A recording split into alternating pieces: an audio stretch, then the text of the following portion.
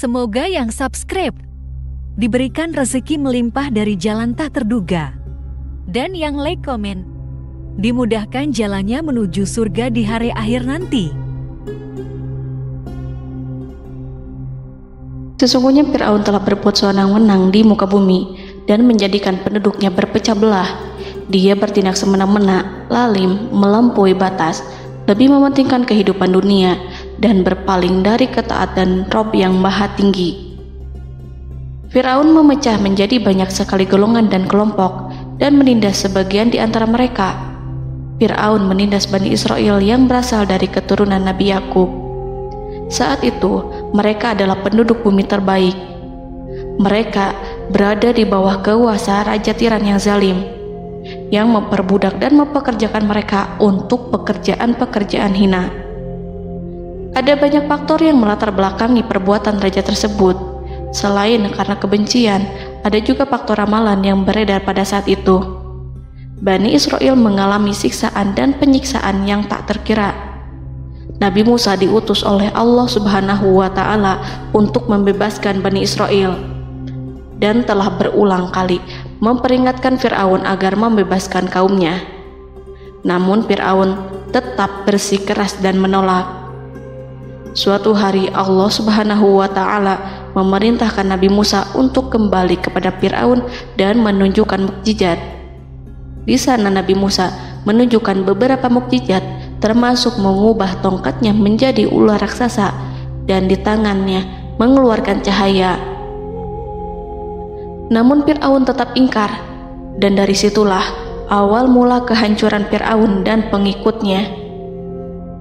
Tentang bagaimana detail kisah lengkapnya serta kelanjutan nasib Fir'aun, dari mana awal mula keangkuhan Fir'aun sampai mengakui dirinya sebagai Tuhan, serta dari mana sumber kekayaan Fir'aun yang sampai penasihatnya saja Qorun bisa membangun istana megah, akan dibahas lengkap di sini. Namun sebelum saya melanjutkan kisahnya, dimohon kepada pemirsa untuk menonton video ini sampai selesai, supaya tidak ada kesalahpahaman dalam memahami isi cerita, serta mohon bantu channel ini semakin berkembang dengan cara subscribe dan berikan like serta komen positifnya. Semoga bantuan pemirsa sekalian menjadi amal jariah dan bernilai pahala di sisinya. Bismillahirrahmanirrahim. Fir'aun menguasai seluruh negeri. Seiring dengan makmurnya negeri Mesir, kekuasaan Fir'aun semakin hari semakin bertambah.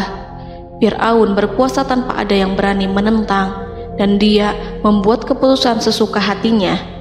Bahkan dengan kesombongannya, dia sampai berani mengaku sebagai Tuhan. Gelar Fir'aun Raja Mesir kuno punya pengaruh besar yang diyakini sebagai seorang yang bertanggung jawab untuk melindungi dunia pada saat itu. Fir'aun bukanlah nama seseorang, melainkan sebutan dalam Al-Quran yang merujuk pada seorang Raja Mesir yang sombong, suka menindas, dan sering melampaui batas, yang hidup ketika Nabi Musa alaihi salam bayi sampai dirinya dibinasakan oleh Allah di Laut Merah. Fir'aun merupakan sebuah gelar bagi raja-raja Mesir yang muncul di era New Kingdom. Pendapat Syekh Abdurrahman As-Sadi mengatakan bahwa Fir'aun merupakan gelar yang diberikan kepada raja-raja Mesir, sebagaimana Raja Babil disebut Namrud, Raja Habasyah disebut An-Najasyi, Raja Yaman disebut Al-Qil, atau Raja Persia yang disebut Kisra, penguasa Roma yang dijuluki Kaisar. Sebutan Fir'aun dalam Al-Quran ini menjurus pada Raja Mesir yang hidup pada tahun 1527 sampai 1407 sebelum Masehi. Fir'aun dikhususkan untuk menyebut penguasa Mesir yang membangkang dan tidak beriman kepada Allah Subhanahu wa Ta'ala. Sedangkan yang beriman kepadanya dikenal dengan nama Malik, yang saat itu hidup di zaman Nabi Yusuf alaihi salam.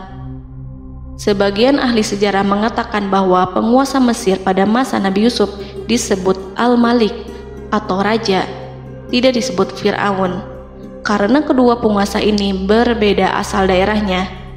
Penguasa Mesir pada masa Nabi Yusuf berasal dari Mesir pesisir, sehingga mudah untuk menerima perubahan. Sedangkan Fir'aun pada masa Nabi Musa berasal dari pedalaman Mesir yang mempunyai watak dan karakter keras serta kolot. dan tidak mudah menerima orang-orang di luar kalangan mereka. Dari keterangan di atas dipahami kenapa penguasa Raja Mesir pada masa Nabi Yusuf percaya kepada Nabi Yusuf dan mengikuti agama Nabi Yusuf yaitu Islam, kemudian diikuti oleh rakyatnya. Sebagian ahli sejarah menyamakan Fir'aun dengan Mas'ab ibnu Royan. Ada pula yang menyatakan bahwa Fir'aun anaknya Walid ibnu Mas'ab ibnu Royan dari salah satu kaum Ad. Para Fir'aun Mesir kuno memperoleh kekayaan dan membangun kerajaan mereka yang megah melalui berbagai sumber. Beberapa sumber utama kekayaan dan pembangunan kerajaan Fir'aun adalah sumber daya alam. Mesir kuno diberkati dengan sumber daya alam yang melimpah, termasuk emas, tembaga, dan batu mulia yang ditambang dari wilayah gurun dan lembah.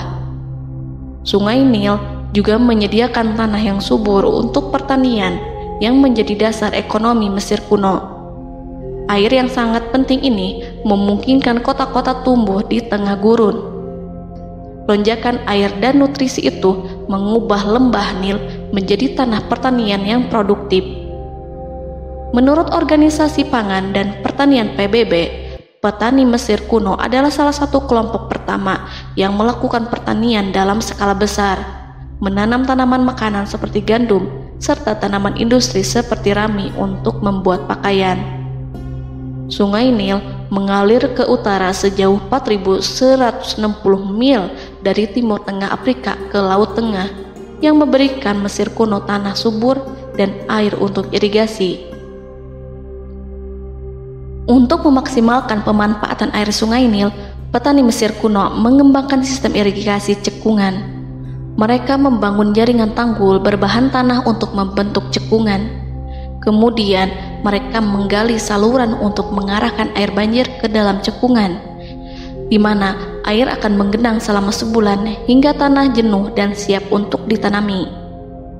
Selain itu, Sungai Nil dapat dimanfaatkan untuk mengangkut material proyek-proyek konstruksi. Untuk mendapatkan manfaat dari Sungai Nil, orang yang tinggal di tepi sungainya harus mencari cara mengatasi banjir tahunan sungai ini. Untuk memprediksi apakah mereka akan menghadapi banjir yang bisa mengakibatkan panen buruk, orang Mesir kuno membangun nilometer atau pilar batu dengan tanda menunjukkan tingkat air. Mereka mengembangkan keterampilan dan teknologi baru dari pertanian hingga pembuatan perahu dan kapal. Sungai Nil juga merupakan rute transportasi penting karena memainkan peran sentral dalam peradaban Mesir kuno. Orang Mesir menjadi ahli dalam membangun perahu dan kapal untuk mengangkut berbagai barang, termasuk ternak, sayuran, ikan, roti, dan kayu. Mesir kuno memiliki perdagangan yang berkembang dengan wilayah Afrika Timur dan Tengah serta Mediterania Timur. Perdagangan ini tidak hanya mencakup barang-barang mewah, tetapi juga bahan pangan dan bahan baku. Fir'aun juga memiliki semua tanah di Mesir dan mengumpulkan pajak dari rakyatnya. Raja Fir'aun juga memperlakukan rakyat dengan kejam tanpa belas kasihan. Ia memeras pajak yang tinggi dan menjadikan kaum Bani Israel sebagai budak kerajaan. Mereka juga menerima upeti dari negara-negara yang dikalahkan atau ingin menjaga hubungan baik dengan Mesir. Bahkan Fir'aun juga memiliki proyek konstruksi untuk membangun struktur megah seperti piramida, kuil, dan monumen yang tidak hanya menunjukkan kekuasaan dan kekayaan mereka, tetapi juga berfungsi sebagai pusat administrasi dan agama. Proyek-proyek ini seringkali menggunakan tenaga kerja dari rakyat yang bekerja selama musim banjir. Kekayaan dan kerajaan megah Fir'aun merupakan hasil dari pengelolaan sumber daya yang efisien, eksploitasi sumber daya alam, dan kebijakan ekonomi yang cerdas.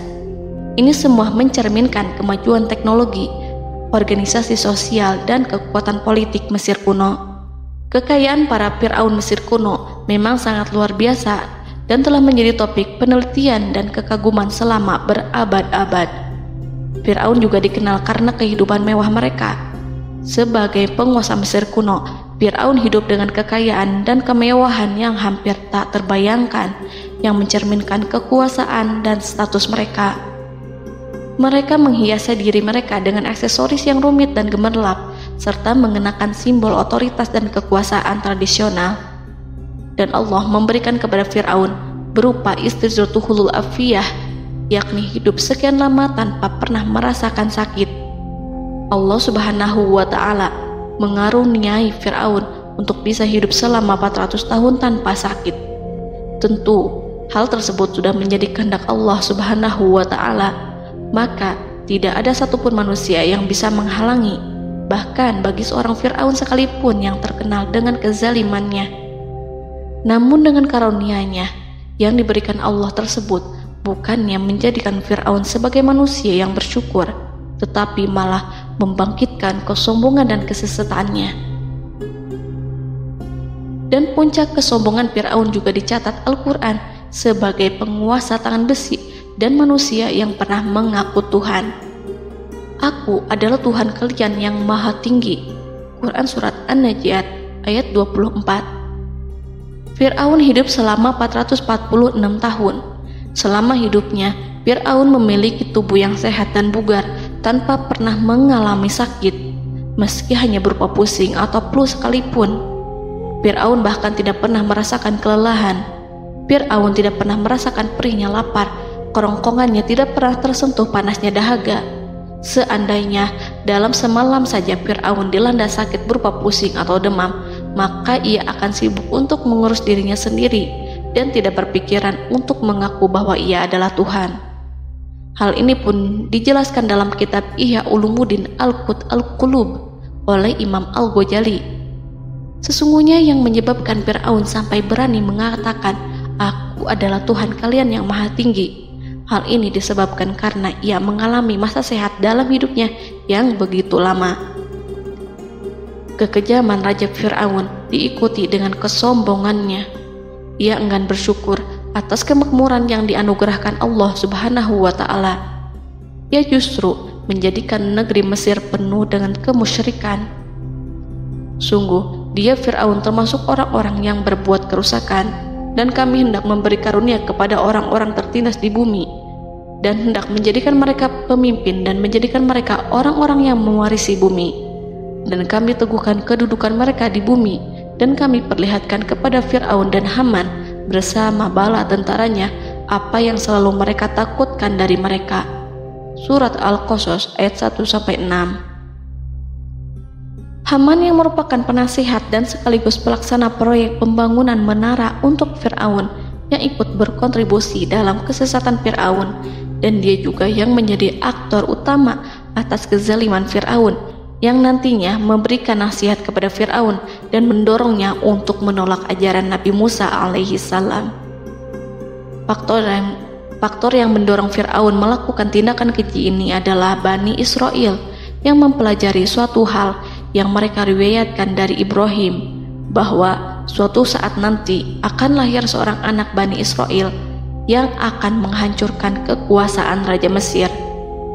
Berita gembira ini terjadi saat insiden antara Sarah, istri Nabi Ibrahim alaihissalam, dengan Raja Mesir yang saat itu berniat jahat terhadap Sarah.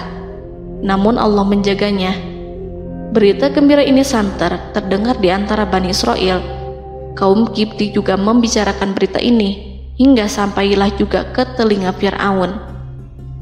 Sebagian amir dan orang-orang dekat Fir'aun menyampaikan hal itu kepadanya saat tengah berbincang pada malam hari. Waktu itu Fir'aun langsung menginstruksikan untuk membunuh seluruh anak laki-laki Bani Israel untuk mengantisipasi kelahiran anak yang dimaksud. Tapi apa boleh buat, kewaspadaan sama sekali tidak bisa menghindari takdir. Suatu ketika, Fir'aun bermimpi seakan-akan api datang dari arah Baitul Maqdis lalu membakar semua rumah Mesir dan seluruh kaum Kipti. Namun, api tersebut tidak membahayakan Bani Israel. Saat bangun, Fir'aun merasa takut oleh mimpi itu. Ia kemudian mengumpulkan seluruh paranormal dan tukang sihir. Fir'aun bertanya kepada mereka terkait mimpi itu. Mereka berkata, akan lahir seorang bayi laki-laki dari kalangan Bani Israel yang akan menghancurkan penduduk Mesir. Sebab itulah Fir'aun memerintahkan untuk membunuh anak laki-laki dan membiarkan hidup anak perempuan. Fir'aun sangat mewaspadai agar Musa tidak lahir, hingga menunjuk sejumlah laki-laki dan dukun beranak berpatroli memeriksa para wanita hamil dan mendata waktu kelahiran mereka. Jika ada yang melahirkan anak laki-laki, si bayi langsung disembelih oleh para algojo seketika itu juga. Allah berfirman, "Kami mengilhamkan kepada ibu Musa, susuilah dia Musa. Jika engkau khawatir atas keselamatannya, hanyutkanlah dia ke sungai Nil dalam sebuah peti yang mengapung. Janganlah engkau takut dan janganlah pula bersedih. Sesungguhnya kami pastikan mengembalikan kepadamu dan menjadikan sebagai salah seorang rasul." Surat Al-Qasas ayat 7. Pada saat itu, ibu Musa yang bernama Ayarika, ada juga yang menyebut Ayah Zakat, merasakan kesedihan yang amat dalam dan sudah mengantisipasi sejak pertama kali mengandung Musa. Kehamilannya ini memang tidak terlihat. Harun lahir pada tahun ketika hukuman mati bagi lelaki tidak berlaku, sementara Musa lahir pada tahun di mana bayi laki-laki harus dibunuh. Saat melahirkan, ibunya mendapat ilham agar Musa kecil diletakkan di dalam peti yang diikat dengan tali. Rumahnya tepat di hulu sungai Nil. Ia menyusui Musa, kemudian ketika khawatir pada seseorang, ia meletakkan Musa di peti itu, lalu dilepaskannya ke lautan, sementara talinya tetap dipegang. Setelah semua orang pergi, ia tarik kembali peti itu. Namun suatu hari, ibu Musa melepaskan peti itu, tetapi dia lupa tidak mengikatnya dengan tali, sehingga peti berisi Musa kecil itu hanyut bersama aliran sungai Nil hingga melintas tepat di depan istana Fir'aun. Selir-selir Fir'aun itu memungut peti dalam kondisi tertutup rapat. Mereka tidak berani membukanya. Peti itu kemudian diletakkan di depan istri Fir'aun, Asiyah binti Muzahim. Ada pendapat yang mengatakan bahwa Asiyah berasal dari Bani Israel dari keturunan Musa. Saat membuka penutup peti dan menyingkap tirai penutupnya, Asiyah melihat wajah Musa kecil memancarkan sinar-sinar nubuah kemuliaan. Begitu melihatnya, Asiyah langsung jatuh hati dan sangat mencintainya. Saat Fir'aun tiba, ia berseru, "Apa ini?" Kemudian ia memerintahkan untuk menyembelihnya, tetapi sang istri meminta agar bayi tersebut diberikan kepadanya. Sang istri berkata, "Dia adalah penyejuk mata hati bagiku dan bagimu." Fir'aun menimpali, "Iya, bagimu, tapi bagiku tidak. Aku tidak memerlukan bayi itu." Petaka memang selaras dengan tutur kata. Kata-kata istri Fir'aun, mudah-mudahan dia bermanfaat kepada kita. Allah memberikan manfaat yang ia harapkan. Di dunia, Allah memberikan hidayah padanya melalui sosok Musa, dan di akhirat, Allah menempatkan dia di surganya karena Musa. Atau kita ambil dia menjadi anak. Keduanya pun mengadopsi Musa karena mereka berdua tidak punya anak. Perkataan Asiyah ini diabadikan dalam Al-Quran surat Al-Qasas ayat 9. Dan berkatalah istri Fir'aun, "Ia adalah penyejuk mata hati bagiku dan bagimu. Janganlah kamu membunuhnya. Mudah-mudahan ia bermanfaat kepada kita, atau kita ambil ia menjadi anak, sedangkan mereka tidak menyadari." Dalam ayat ini Allah Subhanahu wa Ta'ala berfirman yang artinya, sedangkan mereka tidak menyadarinya.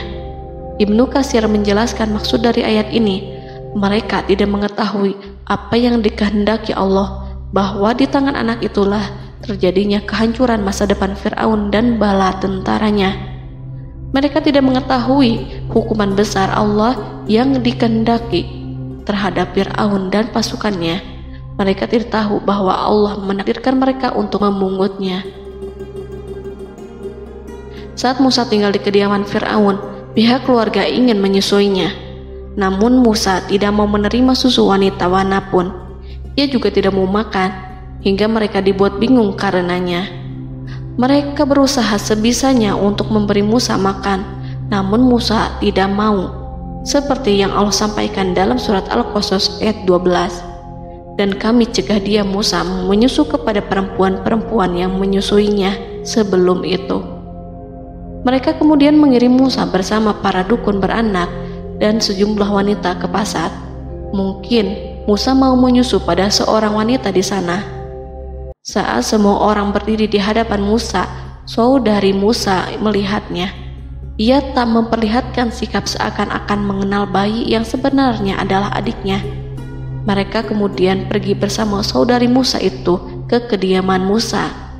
Musa kecil kemudian digendong ibunya untuk menyusui bayi itu. Bayi yang tidak lain adalah anaknya sendiri, langsung menyusu dengan lahap. Melihat hal itu, mereka merasa sangat puas dan gembira. Mereka pun melaporkan peristiwa yang sangat menggembirakan itu kepada Asia. Asia meminta agar perempuan yang tidak lain adalah ibunya Musa itu untuk menetap bersamanya dan memohon kebaikan serta kesediaannya. Namun, perempuan itu menolaknya seraya berkata, "Sesungguhnya aku mempunyai suami dan anak-anak yang tidak bisa aku tinggalkan. Akan tetapi, aku siap melakukan jika bayi itu dibawa kepadaku ke rumahku." Akhirnya Asia mengutus ajudan kerajaan untuk menyerahkan bayi itu kepada ibunya Musa untuk disusui secara rutin. Asia kemudian memberikan berbagai macam fasilitas kepada ibu Musa berupa biaya nafkah sehari-hari, pakaian-pakaian bagus, dan beberapa hadiah istimewa yang lainnya sebagai kompensasi upah menyusui bayi itu. Akhirnya Musa kecil kembali ke pangkuan ibunya dan berada di bawah asuhannya. Allah telah menyatukan kembali bayi yang bernama Musa itu dengan ibunya sendiri. Fir'aun tidak akan menyangka jika Allah telah mempersiapkan sesuatu yang besar lewat kehadiran Musa kecil di kerajaannya. Sang raja bengis lagi terpedaya oleh banyaknya pasukan yang dimiliki, kekuasaan, dan luasnya kerajaan yang maha agung yang tak terkalahkan, dan takdirnya tak bisa ditentang. Allah telah memutuskan bahwa bayi itu yang dia dan pengikutnya waspadai keberadaannya itu hingga dengan bengis membunuh banyak sekali nyawa yang tak terhitung jumlahnya. Padahal anak tersebut justru tumbuh dewasa di kediamannya, di atas kasurnya, memakan makanannya dan meminum yang ada di rumahnya. Fir'aun sendiri justru mengadopsi dan merawat serta mengasuhnya tanpa menyadari rahasia besar di balik itu. Anak itu yang membuatnya binasa di dunia dan akhirat karena menentang kebenaran yang nyata yang ia sampaikan kepadanya. Nabi Musa tumbuh dan hidup sebagai salah seorang dari keluarga kerajaan hingga mencapai usia dewasanya, di mana ia memperoleh asuhan dan pendidikan sesuai dengan tradisi istana. Allah Subhanahu wa Ta'ala mengaruniakannya hikmah dan pengetahuan sebagai persiapan tugas kenabian dan risalah yang diwahyukan kepadanya. Musa tumbuh menjadi seorang pemuda yang mempunyai fisik dan akhlak yang kuat. Allah anugerahkan kepada Musa kesempurnaan tubuh dan kekuatan jasmani. Musa juga menyadari bahwa dia hanyalah anak angkat. Tidak setetes pun darah Fir'aun mengalir padanya, dan bahwa ia keturunan Bani Israel yang ditindas dan diperlakukan sewenang-wenang oleh Fir'aun dan kaumnya. Maka dia berjanji kepada dirinya sendiri akan menjadi pembela bagi kaum-kaum yang lemah yang tertindas. Kekuatan fisik Nabi Musa memang tidak bisa diragukan. Itu terbukti pada saat Nabi Musa mampu mengangkat batu penutup sumur seorang diri, padahal batu itu hanya bisa diangkat oleh 10 orang laki-laki. Peristiwa kedua saat perkelahian antara Bani Israel dan orang Kipti atau kaumnya Fir'aun, suku asli Mesir. Saat orang Israel meminta pertolongan kepada Musa untuk mengalahkan orang Kipti, Musa menghampiri orang Kipti tersebut. Dengan tangan terkepal, Musa meninju orang Kipti dan matilah musuhnya itu. Orang Kipti hanya mati karena pukulan itu. Musa tidak sengaja dan tidak bermaksud untuk membunuh orang Kipti. Musa hanya berniat membuatnya jera. Dan karena peristiwa itulah Nabi Musa pergi meninggalkan Mesir karena Musa takut terhadap Fir'aun dan tentaranya yang akan membunuhnya. Karena jika mereka tahu bahwa Musa membunuh orang Kipti demi membela salah seorang Bani Israel, akan membuat Fir'aun dan pengikutnya mencurigai bahwa Musa memang berasal dari Bani Israel, dan pada akhirnya akan memicu sebuah permasalahan besar. Dan pada waktu yang sudah ditentukan oleh Allah, sekitar 10 tahun Nabi Musa meninggalkan Mesir.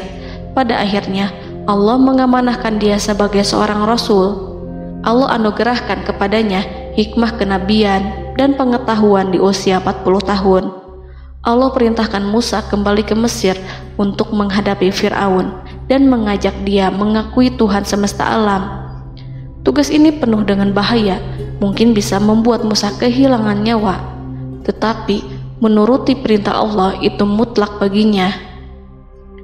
Ditemani oleh saudaranya Harun untuk membantunya membenarkan perkataannya. Lidah Musa cedal karena bara api yang pernah diletakkan di lidahnya saat Fir'aun hendak menguji akalnya setelah menarik jingat Fir'aun hingga berdarah. Fir'aun bermaksud untuk membunuhnya. Asyah mengkhawatirkan Musa lalu berkata, dia masih kecil. Fir'aun kemudian menguji Musa dengan meletakkan buah dan bara api di hadapannya. Musa kecil hendak bermaksud meraih buah-buahan, tetapi tangannya dialihkan oleh malaikat. Lalu Musa mengambil bara api dan ia letakkan di lidahnya. Lidahnya cedal karena bara api ini. Musa meminta kepada Allah agar kekakuan yang ada di lidahnya dihilangkan sebagian, sebatas agar kata-katanya bisa dipahami, dan tidak meminta untuk dihilangkan secara total, karena para rasul hanya meminta sebatas yang diperlukan. Pergilah kamu kepada Fir'aun, karena dia benar-benar telah melampaui batas, maka berbicaralah kamu berdua kepadanya dengan kata-kata yang lemah lembut. Mudah-mudahan dia sadar atau takut. Quran Surat Toha ayat 42-43. Ini merupakan sifat santun dan kasih sayang serta rahmat Allah terhadap makhluknya, meski Allah mengetahui kekafiran dan kesewenang-wenangan dan kesombongan Fir'aun. Bersama Harun, Musa mendatangi Fir'aun setelah menemui beberapa rintangan yang lazim ketika akan menemui raja pada waktu itu. Pertemuan Musa dan Harun juga dihadiri oleh beberapa anggota pemerintahan dan penasihat. Bertanyalah Fir'aun kepada mereka berdua, siapakah kalian berdua ini? Musa menjawab, kami Musa dan Harun adalah pesuruh Allah agar kamu membebaskan Bani Israel dari perbudakan dan penindasanmu dan menyerahkan mereka kepada kami agar mereka menyembah kepada Allah dengan leluasa dan menghindari siksaanmu. Fir'aun segera mengenal Musa dan berkata kepadanya, bukankah engkau Musa yang sudah kami asuh sejak bayimu dan kami asuh dalam istana sampai usia remajamu dan mendapat pendidikan serta pengajaran yang menjadikan engkau pandai? Dan bukankah engkau yang melakukan pembunuhan terhadap diri daripada seorang dari golongan kami? Sudahkah engkau lupa terhadap itu semua dan tak ingat akan jasa kami kepadamu? Musa menjawab, bahwasannya engkau telah mengurus aku sejak kecil. Itu bukanlah jasa yang dapat kamu banggakan, karena jatuhnya aku pada tanganmu akibat dari kekejaman dan kezalimanmu tatkala engkau memerintah agar orang-orangmu menyembelih setiap bayi laki-laki yang lahir, sehingga ibuku membiarkanku mengapung di sungai Nil dan aku dipungut oleh istrimu, sehingga selamatlah aku dari pengejaranmu dan penyembelihanmu. Dan kebaikan yang engkau sebutkan itu sebanding dengan perlakuanmu terhadap sebuah suku bangsa besar, yaitu Bani Israel secara keseluruhan, karena engkau telah menindas dan menjadikan mereka budak-budak untuk melayanimu. Dan mengenai pembunuhan itu merupakan kehilafanku, lalu aku lari darimu karena aku takut kepadamu. Namun peristiwa itu merupakan rahmat dan hikmah yang terselubung bagiku, sebab dalam perantauanku setelah aku melarikan diri dari negerimu ini, Allah Subhanahu wa Ta'ala mengaruniakanku dengan hikmah ilmu dan mengutus aku sebagai Rasul. Maka dalam rangka tugasku sebagai Rasul, datanglah aku kepadamu atas perintah Allah untuk mengajak engkau dan kaummu untuk menyembah Allah dan meninggalkan kezaliman serta penindasanmu terhadap Bani Israel yang kau pekerjakan dan perbudak mereka untuk melakukan pekerjaan dan melayanimu. Fir'aun bertanya, siapakah Tuhan yang engkau sebut-sebut itu, hai Musa? Adakah Tuhan di atas bumi ini selain aku yang patut disembah dan dipuja? Musa menjawab, iya, yaitu Tuhanmu dan Tuhan nenek moyangmu serta Tuhan alam semesta. Fir'aun bertanya, siapakah Tuhan alam semesta itu? Musa menjawab, ialah Tuhan langit dan bumi dan segala yang ada di langit dan di bumi. Berkatalah Fir'aun kepada para penasehatnya dan para pembesarnya, sesungguhnya Rasul yang diutus kepada kamu ini adalah seorang yang gila. Kemudian ia balik bertanya kepada Harun dan Musa, siapakah Tuhan kamu berdua? Akulah Tuhanmu yang paling tinggi. Surat An-Najiat ayat 23-24. Dan Fir'aun berkata, wahai para pembesar kaumku, aku tidak mengetahui ada Tuhan bagimu selain aku. Quran Surat Al-Qasas ayat 38. Fir'aun menentang, padahal ia tahu bahwa ia adalah hamba yang diatur dan Allah lah yang menciptakan dan memberi bentuk rupa, dan mereka mengingkarinya karena kezaliman dan kesombongannya, padahal hati mereka meyakini kebenarannya. Maka perhatikanlah bagaimana kesudahan orang-orang yang berbuat kerusakan. Quran Surat An-Naml ayat 14. Fir'aun beralih memakai kekuasaan dan wibawa yang ia miliki. Fir'aun berkata, jika engkau menyembah Tuhan selain aku akan memasukkanmu ke dalam penjara. Musa berkata, apakah engkau akan melakukan itu sekalipun aku tunjukkan kepadamu suatu bukti yang nyata? Fir'aun menjawab, tunjukkanlah sesuatu yang nyata itu. Maka Musa melemparkan tongkatnya. Tiba-tiba tongkat itu menjadi ular besar, dan Musa mengeluarkan tangan dari dalam bajunya. Tiba-tiba tangan itu menjadi putih bercahaya. Saking ketakutannya hingga membuat Fir'aun terkena diare. Dalam sehari lebih dari 40 kali buang air. Namun Fir'aun sebagai raja yang mengaku Tuhan tentu tidak akan begitu saja menyerah kepada Musa, walaupun telah diperlihatkan 2 mukjizat. Bahkan Fir'aun berkata kepada kaumnya yang dikhawatirkan terpengaruh oleh mukjizat Musa, bahwa apa yang dilakukan Musa merupakan sihir, dan Musa Harun adalah ahli sihir yang datang dengan maksud menguasai Mesir. Salah satu penasehatnya, yaitu Haman, mengusulkan agar mengumpulkan semua ahli sihir dari berbagai penjuru kerajaan untuk bertanding mematahkan sihir Musa, yang tanpa pikir panjang Fir'aun setujui. Fir'aun pun berkata kepada Musa, apa yang kau bawa ini adalah sihir. Kami akan melawanmu dengan sihir yang sama. Fir'aun pun kemudian meminta Musa untuk bertemu pada waktu dan tempat yang disepakati, dan langsung disetujui Nabi Musa tanpa ragu sedikit pun. Inilah salah satu tujuan terbesar Musa untuk memperlihatkan ayat-ayat hujah dan bukti-bukti nyata Allah di hadapan halayak ramai. Dengan berbekal pertolongan Allah, Musa yakin akan menang melawan para ahli sihir itu. Maka pada waktu yang sudah ditetapkan, yakni pada permulaan hari, saat cahaya matahari mulai terik menyengat, sehingga kebenaran akan terlihat terlebih jelas dan nyata, orang-orang berbondong-bondong menuju tempat yang sudah ditentukan untuk melihat pertandingan sihir yang sudah dihadiri ribuan tukang sihir. Menurut Muhammad bin Ka'ab, mereka berjumlah 80.000 ahli sihir.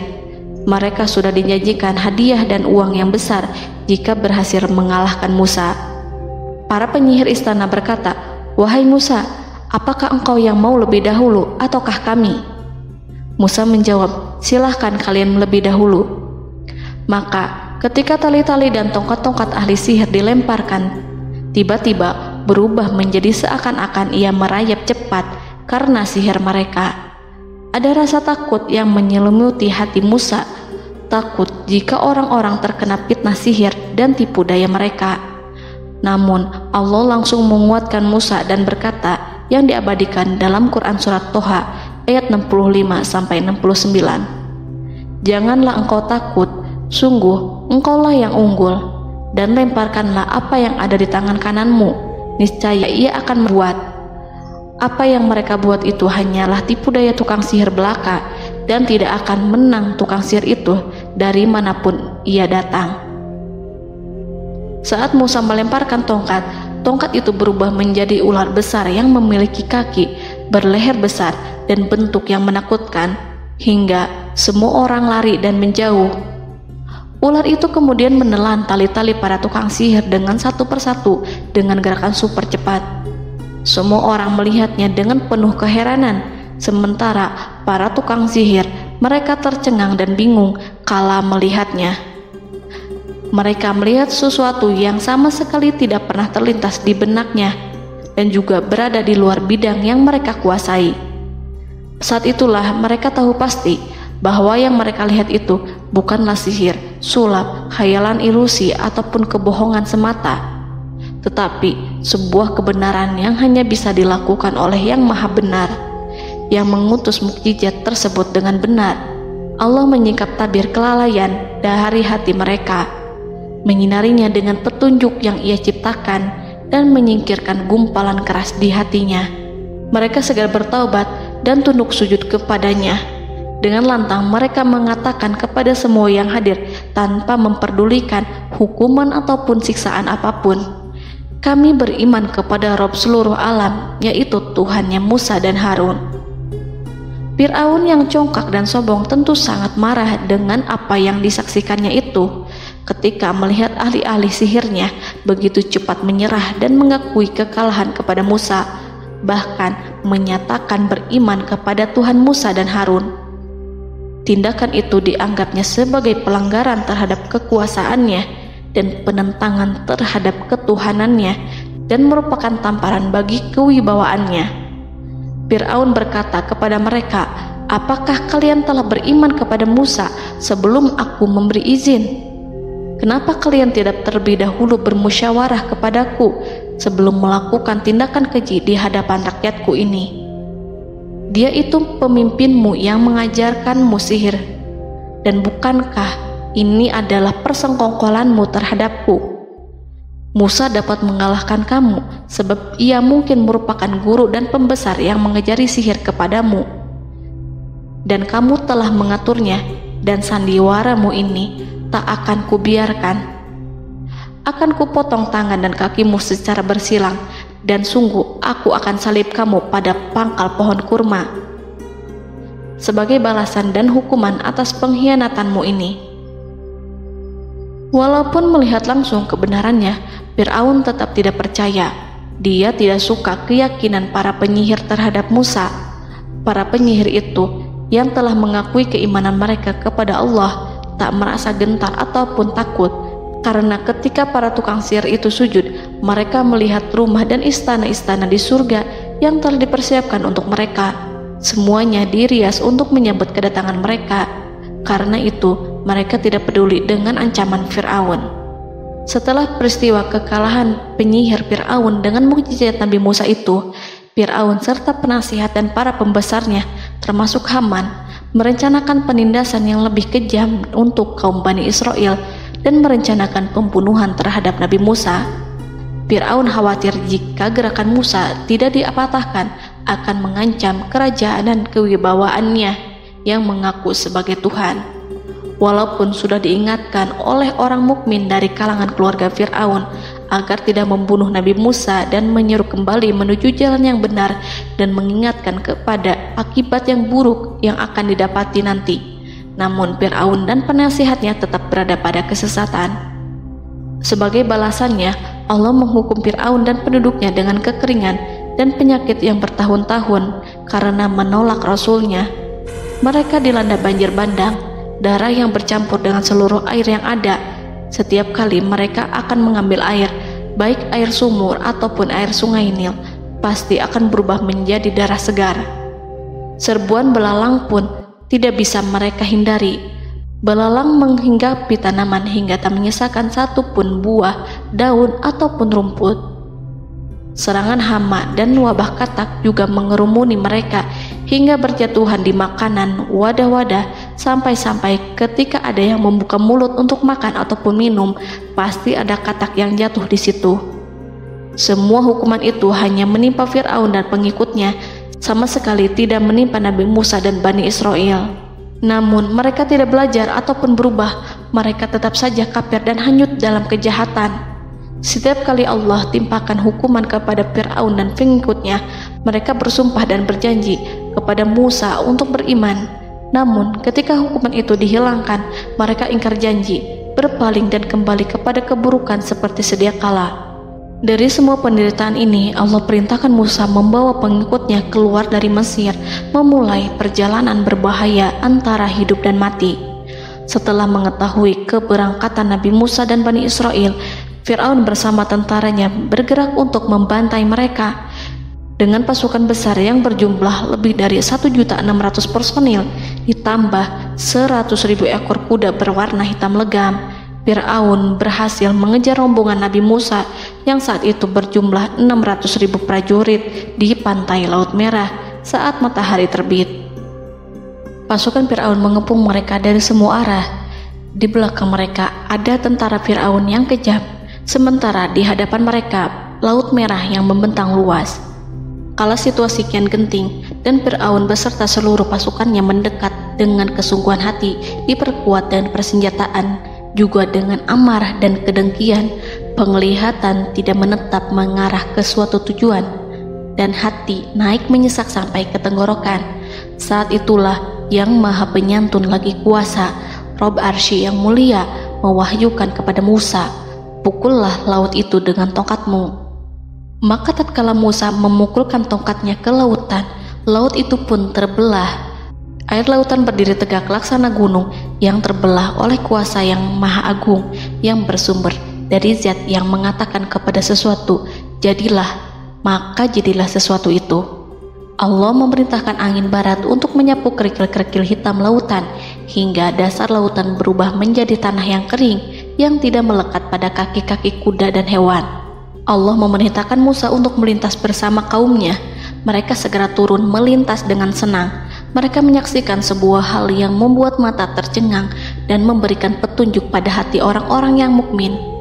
Setelah Musa bersama kaumnya melintas secara keseluruhan dan keluar dari lautan, saat itulah pasukan garis depan Fir'aun baru masuk. Saat itu Musa bermaksud memukulkan tongkat ke lautan agar kondisi laut kembali seperti sedia kala, agar Fir'aun dan pasukannya tidak bisa mengejar. Tapi Allah yang Maha Kuasa dan pemilik keluhuran memerintahkan agar lautan tetap dibiarkan seperti itu, seperti yang ia firmankan. Saat Musa membiarkan lautan dalam kondisi terbelah dan Fir'aun tiba di tepi pantai, ia melihat sesuatu yang dahsyat. Kondisi ini membuatnya tercengang dan ia tahu betul bahwa apa yang dilihatnya adalah pekerjaan Rob Arsy yang mulia, seperti halnya mukjizat lain yang pernah ia lihat sebelumnya. Fir'aun berhenti dan tidak maju. Ia menyesal karena mengejar Bani Israel dalam situasi seperti ini, di saat penyesalan tiada lagi membawa guna.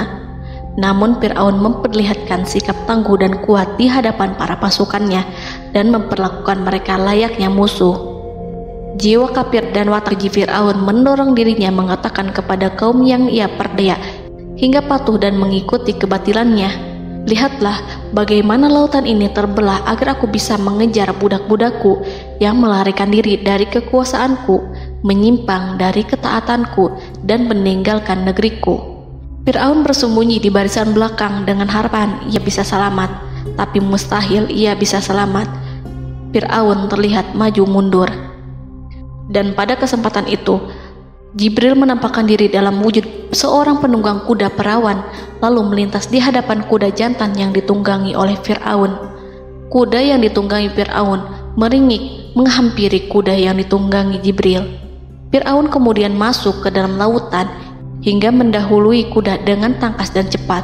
Fir'aun tidak menghindari mara bahaya dari dirinya ataupun mendatangkan manfaat.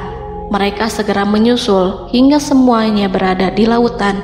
Setelah bagian depan hendak mencapai tepi, Allah memerintahkan Musa melalui wahyu untuk memukul lautan dengan tongkat. Musa memukul lautan dengan tongkat. Lautan kembali menyatu seperti sedia kala dan menenggelamkan mereka semua. Tak seorang pun yang selamat. Allah menggambarkan tentang bagaimana Fir'aun didengkot orang-orang kafir Kipti tenggelam. Gelombang besar sesekali turun dan sesekali naik membawa Fir'aun. Bani Israel melihatnya dan juga pasukannya, seperti apa siksa dan petaka besar yang Allah timpakan kepadanya dan juga pasukannya, agar Bani Israel senang dan lega. Saat Fir'aun menyaksikan kematian dan mulai sakarat, ia kembali kepada jalan kebenaran dan bertaubat, serta beriman pada saat keimanan tiada lagi membawa guna. Seperti yang Allah sampaikan dalam ayat yang lain, sesungguhnya orang-orang yang dipastikan mendapat ketetapan Rabb-Mu tidaklah akan beriman meskipun mereka mendapat tanda-tanda kebesaran Allah hingga mereka menyaksikan azab yang pedih.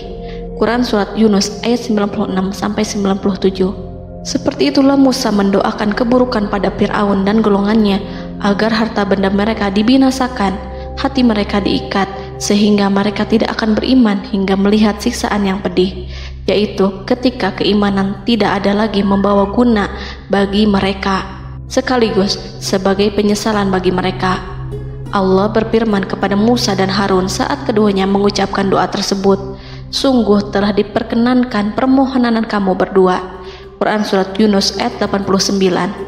Siksaan yang ditimpakan kepada Fir'aun dan pasukannya ini merupakan jawaban atas doa Musa dan saudaranya Harun.